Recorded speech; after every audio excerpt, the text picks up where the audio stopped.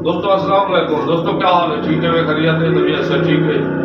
दोस्तों आज बार नाम कुछ में हिजर के डोड़े साझे करने पे से डोड़ा 150 जो थी पहली रात तनाजा गए गई किस्मत हर मैं रोल गई हाँ जंदे सांगे घर को घर की तुम ये छोड़ो घर मैं रोल गई हाँ फिर पर लोहदे बिन परवाज कीते पर खुशगन पर मैं रोल गई हाँ मेरा अणखोट रोल मिजाज नहा मेको रोले वर मैं रोल गई हाँ ते हर ढांदी हांजदा वास्ता आई मेको चुप करवा मेको हौसला दे गई खेंदे गाल ए सेंगे विच मेरे भरम बचा मेको हौसला दे हुण ढेर जहान ते नजरे तू ना यार गिरा मेको हौसला दे मेरी अणखोट तय बिन निभदी नी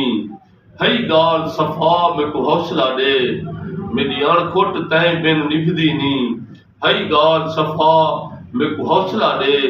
दोस्तों ये दू कते देखो जो शेर के नाम